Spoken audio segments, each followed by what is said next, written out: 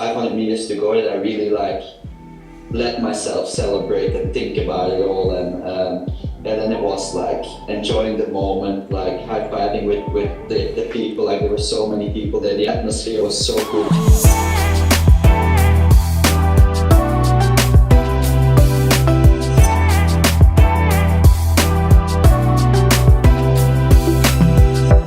Very exciting day here at Precision Fuel and Hydration HQ. I'm on a video call with reigning world champion, 70.3 world champion Jelle Geens. I'm going to get to talk to him about the fantastic race that happened in Taupō, New Zealand in December 2024 when he became world champion. Jelle, thanks so much for talking to us about this. Thank you for having me, and yeah, let's go into it. How did you feel when you got off the bike, and how did you feel about these competitors and how you were going to play that run? Yeah, I knew coming off the bike that I had a good chance for a podium. I think there were some obviously great winners in that front pack of 8, but well, from nature, I've started with running, so I'm quite good at it, and I know on a good day I can run with the best. Mainly I was worried about like Hayden Wilde, because he was saying beforehand he wanted to run a 65, and I knew a 65 for me that was probably a bit, I was probably going to kill myself trying to run that. I knew maybe like a 66, 67 would be in my grasp. I never did it before, but from training and from the race in Las Vegas, I thought that maybe was possible. So yeah, I was excited to start the run because it's the most fun part of the triathlon, and especially because I was at the front in the front pack and fighting for the title, and that's what I want. That's where I wanted to be beforehand, and that was the ideal scenario for me. And yeah, so I was excited mainly to finally start the run. Yeah, how tough was the course actually? The bike I knew was going to be quite hard, and I thought the run was going to be more flat. But then indeed there were some like tricky points on the course where like it never was really flat. It was always a little bit down, a little bit up, like sometimes a bit steeper up, steeper down. So it definitely wasn't the easiest course, that's for sure. I think any course on that day would have suited me. Let's talk about the pacing and the racing, because like you said, Hayden was talking about potentially aiming to run around about 65, and he went out on the first 5 kilometres. If I look at the splits, he went out around that kind of pace, maybe even a little bit quicker. He ran first 5 kilometres in 15:01, which is essentially just about 3-minute 5k pace. Obviously, you went out in that's on the 3:63 pace, I think, more or less. It's a little bit faster than 65. So at that point, you went out at 3:08 per kilometre pace, 15:38 or thereabouts for the first 5k, which in pretty much any race in the world is going to put everyone behind you, but you're not at the front here. So what's the psychology of running 15:38 for the first 5k and being dropped by 40 seconds?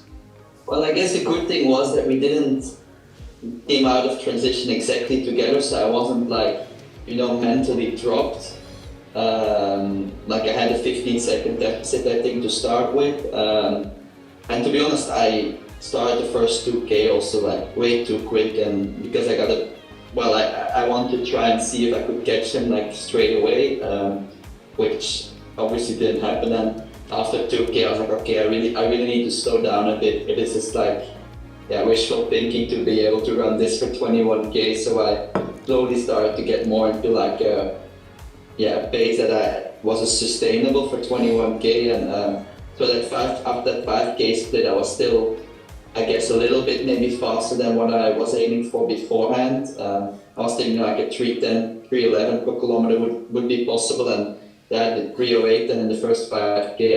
And to be honest, I was really more in my own zone, and I wasn't, of course, like it's hard when Hayden is running away while you're running, like maybe quickest someone has ever run a first 5k in a half distance 70.3 Ironman race. So it's obviously mentally like quite hard, but in the end, like I was doing my own race and focusing on myself and not too much about Hayden. I already had the mindset a bit going into the race, like if he really runs like his 65 minutes, then he probably wins it and he deserves to win it. And if not, like, yeah, I'm gonna be there, like not much slower. So I might be up there. So I was still just sticking to my pace, and knowing from what he was saying beforehand, I knew he was gonna go out fast, and I knew he was not gonna die in the first 5K. It would have been in the last 5K. So I was still at that point, just in my zone, like trying to do nutrition well, like trying to not overdo it on the uphills, like be like smooth on the downhill. So I was really just in my own race, in my own head, and not wondering too much about the rest. What's the psychology like then, specifically when you get to about 10K, which is kind of almost just less than halfway into the run? You're a minute down, you know. Are you getting much information about what's happening with Hayden at that point? Or are you kind of just operating on what you can see because you've got turnarounds? And yeah, so my question is two parts, like how much information have you got at that point about where you're at, and genuinely put yourself back in that position, like what do you think is going to happen? Do you think you can win this race still, or are you defending second spot? Yeah, so there was actually quite a lot of people, and a lot of people I knew next to the course that would give me time checks on Hayden, and then also on first Kyle Smith, who was in third, and then Leo Becerra, he overtook Kyle. So I knew time that gaps, and around that point, like what you said, the second 5K we were in, there was only a couple seconds different on that 5K, so I knew the gap was stable. But then actually, I think it was around 11K in the run that I saw him at the U-turn for like the finish line, and I remember thinking to myself, oof, he's still looking good, like it's probably not for today, like it's probably gonna be second place. And so that from like, I'd say kilometer 11 to maybe like 15, 16, when he showed some signs he was slowing down, that was mainly like trying to defend my second spot for sure. When we get into that third 5 kilometre split, you actually picked up the pace very slightly, 15:59, according to the splits I've got. And we've worked out a split for Hayden on the next 2 5 kilometres. I want to be clear on saying that we've worked this out through using the Ironman app. I haven't actually been able to find out official splits, but I think these are close. And it looked like he ran, so you ran 15:59, which is about 3:12, 3:11, 3:12 again. And he's run 17:22 or thereabouts, which is 3:28. So big, so all of a sudden, you know. And were you aware of that? Mm-hmm. You started to talk about that, but how aware were you of when that was happening? And then how did your mindset shift at that point? Did you start to go back into kind of hunting mode, or were you still more concerned about what's going on behind you?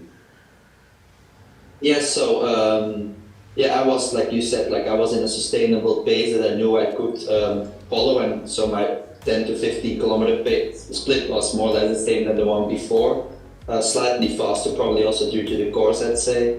And actually towards the end of that like 5K split, so towards the end of kilometer 15, I knew I was always on like a minute. It would maybe slowly go down to like 50 seconds, but like stay around 50 seconds for like quite a bit. And then all of a sudden I heard a time check from someone that said 27 seconds. I was like, oh, that went quick all of a sudden. And not much before someone shouted, like someone I didn't know next to the course, like, you gotta believe in the Paris scenario where he also like struggled towards the end, and Alexio passed him with like maybe a K to go. And so yeah, that's when my mentality definitely shifted, and I tried to, I'm not sure if it really showed in the time sheet, but I tried to accelerate a bit, which is quite hard at 15, or like probably 3 hours 15 into a race. I tried to accelerate a bit, like try to push more on the uphills, like try to really like roll to the downhill. And actually from that point it went really quick, and like your time split suggests, like he really slowed down a lot.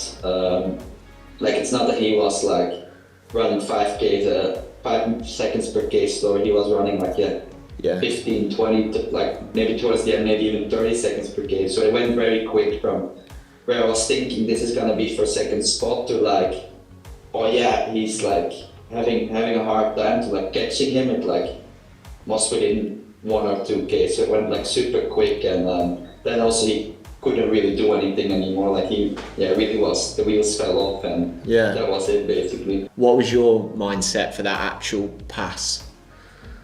Yeah, it was actually just at the start of like a bit of a climb, so I was like, okay, I'm gonna like straight past him and like push really hard on the uphill where they had left, and it was a bit different because it's not that he tried to react, like he really couldn't anymore. So quite soon, like I noticed I dropped him already, so like that moment didn't take very long, where I was like trying to get rid of him, like trying to drop him.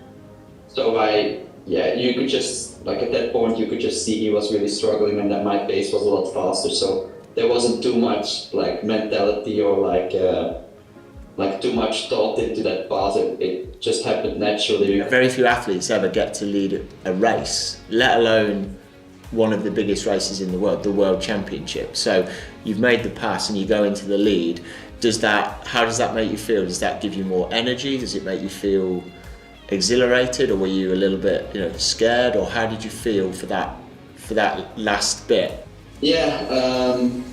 But to be honest, I really tried to, when I passed him, like I really tried and was leading the race, the World Championship, I was trying to stay in the moment, which wasn't always easy. I for sure thought as well, like, damn, it's gonna happen. Like a dream that I, of course, like chased for a long time and triathlon World Champion, which I never was before. Like it's gonna happen, but then I was like, okay, no, I gotta focus now. And it was only till like the right hand corner where you were running up to transition with maybe finish line. Sorry, the right hand corner to the finish line with maybe like 400 or 500 meters to go. That I really like let myself celebrate and think about it all, and then it was like enjoying the moment, like high-fiving with the people. Like there were so many people there, the atmosphere was so good, and even though like I beat the New Zealand guy in his home country towards the last, like literally the last tenth of the race, like they were still like cheering so much. And then I was like trying to look for my partner and our baby, because she said like, we're gonna be at the finish line, try if you have time, like try to say hi or something. So I was looking a bit for them, and so it was, and then I saw someone giving me like a Belgian flag. So I was like, it was like a lot of like stuff coming at that moment, and still thinking back to it now, like it gives me goosebumps. It was nice. Yeah, that's awesome. Yeah, and to close out the stats on that, you ran 107.34 in the end, according to my numbers, 3:12 or thereabouts per K. So really, apart from that first kilometre, it was that first 5K at 3:08, it was a really, really consistent run throughout, very evenly paced. You guys put on a fantastic race. It was genuine goosebumps, and we were there, looking over at the finish line, and mate, absolutely amazing. So, huge congratulations. Yeah, thank you so much. No, it was also like just, the whole experience there with like this quite small like town or a city that hosts like a World Championship with so many athletes there. Like, they really embraced us with open arms, and like, the atmosphere on the course was like super, super good. Dr. Sam Shepherd from our team had a detailed breakdown with you of everything that you ate and drank in the whole race, but I wanted to talk about what you did on the run. So according to our numbers, you averaged 104 grams of carbohydrate per hour through the race. You averaged about 650 millilitres of fluid and about 681 milligrams per litre of sodium. So that was kind of your overall nutrition intake. Interestingly, you averaged 121 grams of carbs an hour on the bike, and 850 millilitres of fluid, whereas on the run you were down at 75 grams of carbs an hour and 400 millilitres on the run. We tend to see that's quite common in 70.3 races. People take more on the bike and on the run, but could you talk about whether that was a conscious decision, or was that just something in the way it played out? No, that was my plan. I was aiming for 120 grams of carbs per hour on the bike, and we biked just under 2 hours, so it was 120 grams an hour. And then I took 3 gels with me for the run. Maybe I took 4, like a spare, I'm not sure. But that was always the plan, I think. With that bike, like aiming for 120 grams, I really fueled up well, and then in that last hour and a bit, hour and 7 in the end, like I think it's okay to go a bit less, especially also because it's a bit harder to digest a lot of carbs on the run than it's easier on the bike. So it was my plan from the start, and I did the same in Lake Las Vegas, and it seemed to work, so I stuck with it for this race. And I am quite new to this, like middle distance racing. I only have done I think 5 or 6 so far, and I've only really switched after the Paris Olympics this year, so it's I guess still a bit of work in progress. This worked for now, and we'll see if we change something in the future, if I can maybe improve it a little bit, especially later on when I will do Ironmans. It's gonna be even more important. I think there's a little bit room of margin or room of error maybe in a 70.3, but in an Ironman I don't think there is any room of error with nutrition, and it's gonna be like, well, it's probably the fourth discipline there is nutrition.